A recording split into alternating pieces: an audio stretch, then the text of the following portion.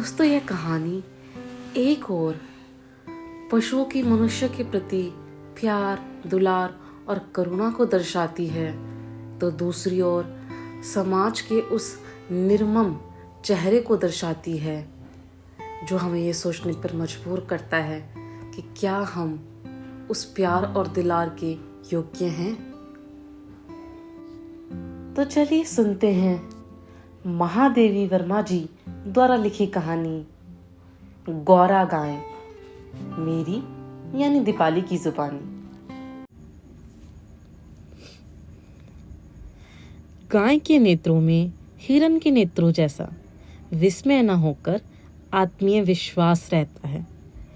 उस पशु को मनुष्य से यातना ही नहीं, निर्मम मृत्यु तक प्राप्त होती है, परंतु उसकी आंखों के विश्वास का स्थान न विस्मय ले पाता है न आतंक।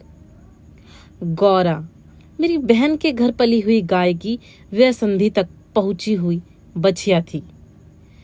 उसे इतने स्नेह और दुलार से पाला गया था कि वह अन्य गोवत्साओं से कुछ विशिष्ट हो गई थी। बहन ने एक दिन कहा, तुम इतने पशु पक्षी पाला करती हो, एक गाय क्यों नहीं पाल लेती जिसका कुछ उपयोग हो। वास्तव में मेरी छोटी बहन श्यामा अपनी लौकिक बुद्धि में मुझसे बहुत बड़ी है और बचपन से ही उनकी कर्मनिष्ठा और व्यवहार कुशलता की बहुत प्रशंसा होती रही है, विशेषतः मेरी तुलना में। यदि वे आत्मविश्वास के साथ कुछ कहती हैं तो उनका विचार संक्रामक रोग के समान सुनने वाले को तत्काल प्रभावित करता है। आश्चर्य नहीं, उस दिन उनके प्रतियोगितावाद संबंधी भाषण ने मुझे इतना अधिक प्रभावित किया कि तत्काल उस सुझाव का कार्यान्वयन आवश्यक हो गया। वैसे खाद्य की किसी भी समस्या के समाधान के लिए पशु पक्षी पालना मुझे कभी रुचिकर नहीं लगा, पर उस दिन मैंने ध्यानपूर्वक गौरा को देखा। पुष्ट लचीले पैर, चिकनी भरी पीठ, लंबी सुडौल गर्दन, निकलते हुए छोटे छोटे सींग, भीतर की लालिमा की झलक देते हुए कमल की पंखुड़ियों जैसे कान, सब सांचे में ढला हुआ था। गौरा को देखते ही मेरी गाय पालने के संबंध में दुविधा निश्चय में बदल गई। गाय जब मेरे बंगले पर पहुंची तब मेरे परिचितों और परिचारकों में श्रद्धा का ज्वार सा उमड़ आया।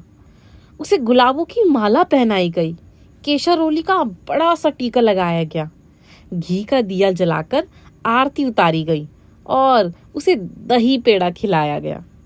उसका नामकरण हुआ गौरांगनी या गौरा। गौरा वास्तव में बहुत प्रियदर्शनी थी, विशेषतः उसकी काली बिल्लोरी आंखों का तरल सौंदर्य तो दृष्टि को बांधकर स्थिर कर देता था।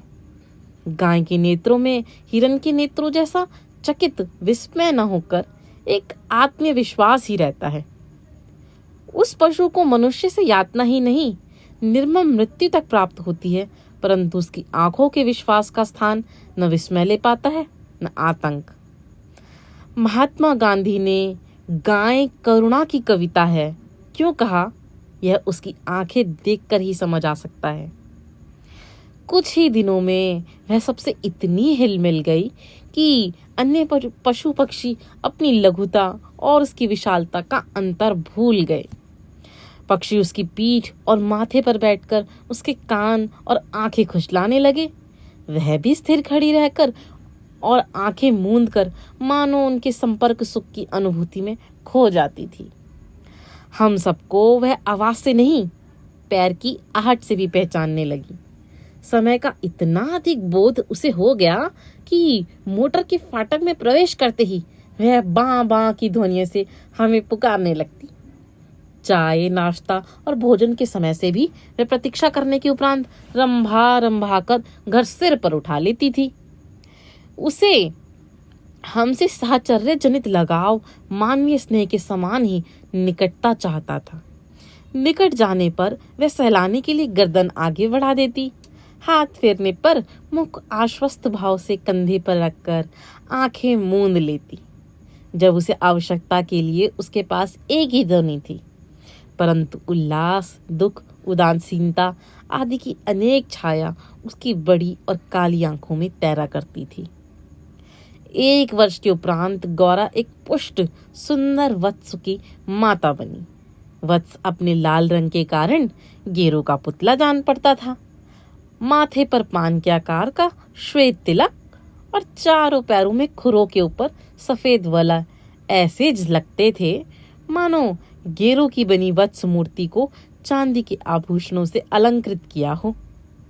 बछड़े का नाम रखा गया लाल मणि, परंतु उसे सब लालू के संबोधन से पुकारने लगे। माता पुत्र दोनों निकट रहने पर हिम राशि और जलते अंगारे का स्मरण कराते थे। अब हमारे घर में मानो दुग्ध महोत्सव आरंभ हुआ। गौरा प्रायः 12 सेर के लगभग दूध देती थी, अतः लाल मणि के लिए कई सेर दूध छोड़ देने पर भी इतना अधिक शेष रहता था कि आसपास के बाल गोपाल से लेकर कुत्ते बिल्ली तक सब पर मानो दूधो नहाओं का आशीर्वाद फलित होने लगा। कुत्ते बिल्लियों ने तो एक अद्भुत दृश्य उपस्थित कर दिया था। दुग्ध दोहन के समय वे सब गौरा के सामने एक पंक्ति में बैठ जाते और महादेव उनके खाने के लिए निश्चित बर्तन रख देता। किसी विशेष आयोजन पर आमंत्रित अतिथियों के समान वे परम शिष्टता का परिचय देते हुए प्रतीक्षा करते रहते। फिर नाप नाप कर सबको पात्रों में दूध डाल दिया जाता, जिसे पीने के उपरांत वे एक बार फिर अपने अपने स्वर में कृतज्ञता ज्ञापन सा करते हुए गौरा के चारों ओर उछलने कूदने लगते। जब तक वे सब चले न जाते, गौरा प्रसन्न दृष्टि से उन्हें देखती रहती। जिस दिन उनके आने में विलंब होता, वह रंभा रंभा कर मानो उन्हें पुकारने लगती। पर अब दुग्ध दोहन की समस्या कोई स्थायी समाधान चाहती थी। गौरा के दूध देने के पूर्व जो ग्वाला हमारे यहाँ दूध देता था, जब उसने इस कार्य के लिए अपनी नियुक्ति के विषय में आग्रह किया, तब हमने अपनी समस्या का समाधान पा लिया। 2-3 मास के उपरांत गौरा ने दाना चारा खाना बहुत कम कर दिया और वह उत्तरोत्तर दुर्बल और शिथिल रहने लगी। चिंतित होकर मैंने पशु चिकित्सकों को बुलाकर दिखाया।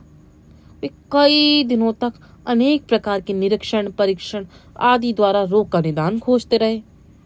अंत में उन्होंने निर्णय दिया कि गाय को सुई खिला दी गई है, जो उसके रक्त संचार के साथ हृदय तक पहुंच गई है। जब सुई गाय के हृदय के पार हो जाएगी, तब रक्त संचार के रुकने से उसकी मृत्यु निश्चित है। मुझे कष्ट और आश्चर्य दोनों की अनुभूति हुई। सुई खिलाने का क्या तात्पर्य हो सकता है? चारा तो हम स्वयं देखभाल कर देते हैं, परंतु संभव है उसी में सुई चली गई हो। पर डॉक्टर के उत्तर से ज्ञात हुआ कि चारे के साथ सुई गाय के मुख में ही छिद कर रह जाती। गुड़ की डली के भीतर रखी गई सुई ही गले के नीचे उतर सकती है और अंततः रक्त संचार में मिलकर हृदय में पहुंच सकती है। अंत में ऐसा निर्मम सत्य उद्घाटित हुआ जिसकी कल्पना भी मेरे लिए संभव नहीं थी।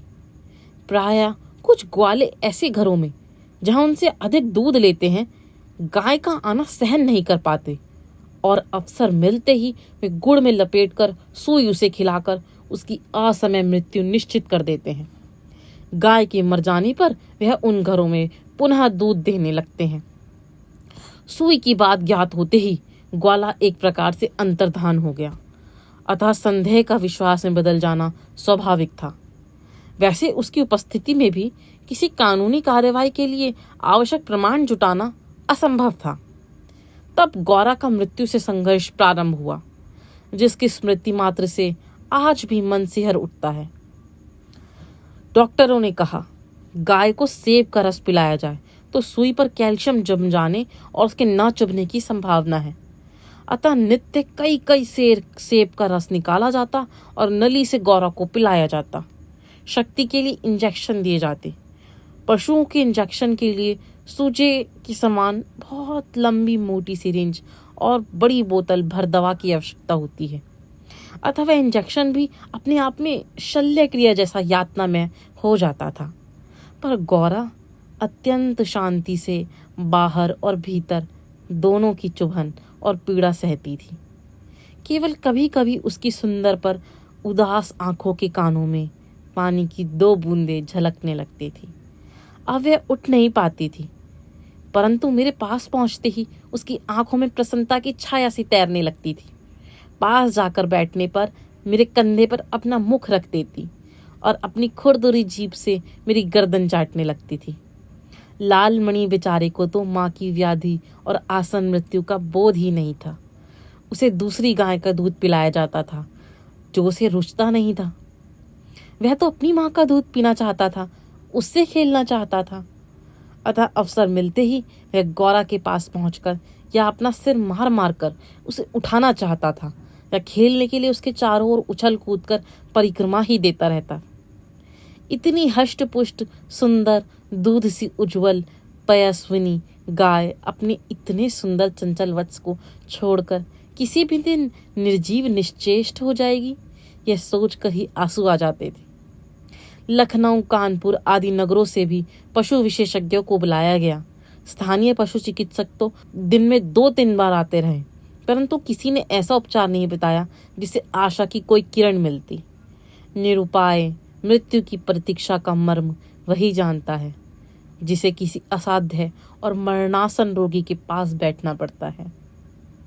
जब गौरा की सुंदर चमकीली आंखें निष्प्रभ हो चली और सेब का रस भी कंठ में रुकने लगा, तब मैंने अंत का अनुमान लगा लिया। अब मेरी एक ही इच्छा थी कि मैं उसके अंत समय उपस्थित रह सकूं। दिन में नहीं, रात में भी कई बार उठकर मैं उसे देखने जाती रही।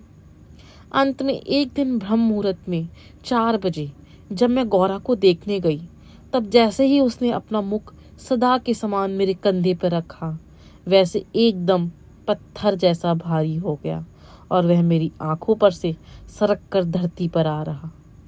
कदाचित सुई ने हृदय को भेद कर बंद कर दिया।